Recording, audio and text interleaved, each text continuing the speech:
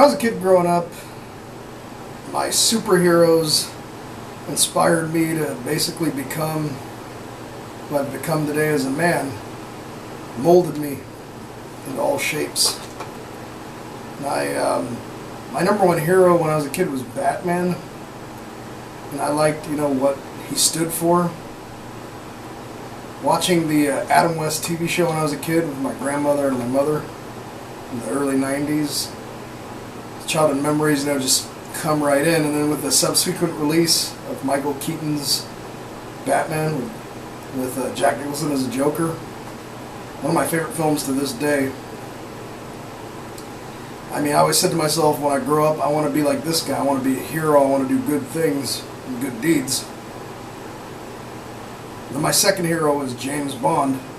And I'm probably more like James Bond than anything else because, I'm attracted to more than one woman. James Bond always got all the girls. And having Aspergers, I don't know if it makes you more likely to be polyamorous.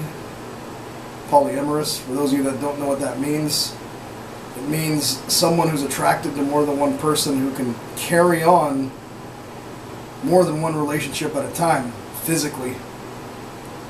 Which, I haven't necessarily tried that, so I wouldn't even know if I'm really poly in that sense. I don't think that I am. But, yeah, James Bond was a big, big factor for me. I wanted to be just like him in every way, shape, and form. Sean Connery, Roger Moore, Timothy Dalton, Daniel Craig, Pierce Brosnan, all those guys.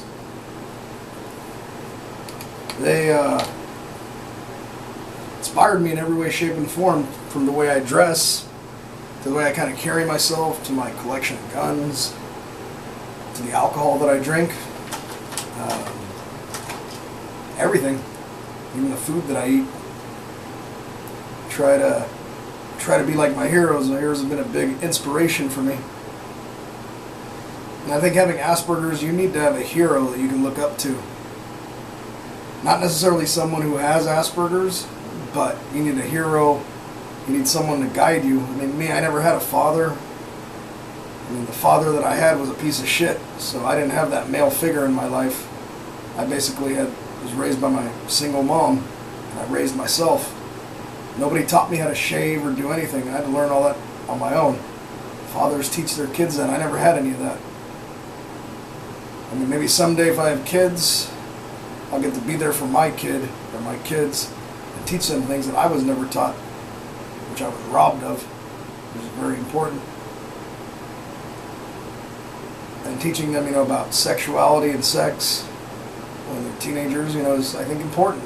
Because the schools don't necessarily do a very good job of helping you maintain an identity to help you be who you want to become.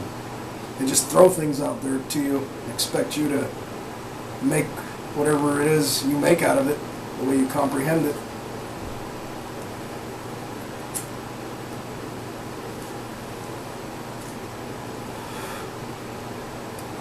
It just really sucks, though. I really wish things could be different, but they're not. All I can do is work one day at a time,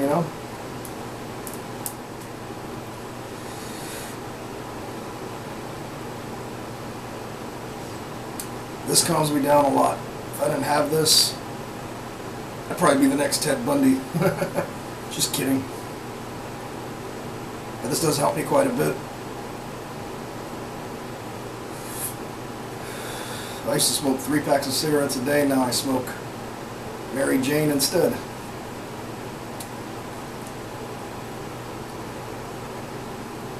And before I started smoking or even drinking alcohol, I was completely sober, but I was in a really deep, deep state of depression. The only thing that I did was just play my guitar in my younger years. That's all I had. And chatting with girls online, didn't have no girlfriends, lived in a dysfunctional home, wasn't doing good in school, in college. My depression was getting the best of me. I couldn't concentrate because I was obsessed with the idea of finding love.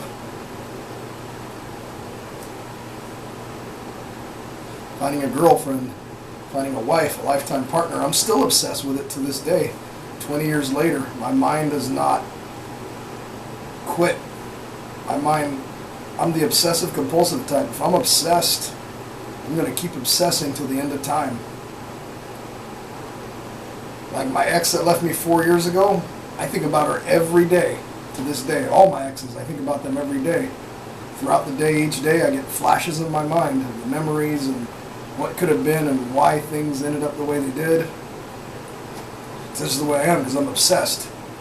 I was obsessed with my partner, and that is kind of why I don't have a girlfriend right now, because I'm the obsessive type. If I'm with somebody, I'm going to be obsessed with that person 24/7. That's just the way I am. I can't change that. I know I can't. It's part of my genetic code, my genetic makeup. It's who I am.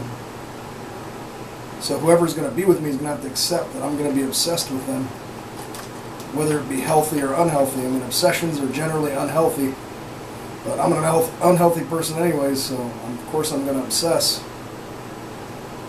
No matter what is said and done, I'm going to keep obsessing.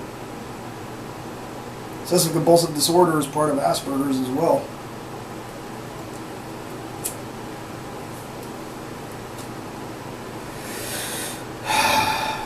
Such is life. I just wish there was a way I could go back in time and relive my life and rewrite the wrongs that I did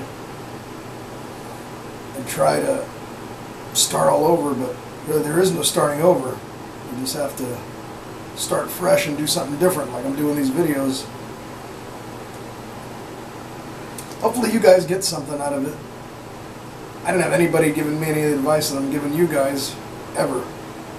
Nobody shared with me their life stories. I mean, very few people did. It wasn't like this in front of a camera on the internet. I really hope that I'll make a difference, you know.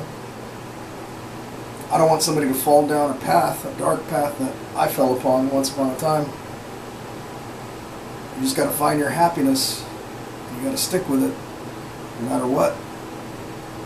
Never lose hope.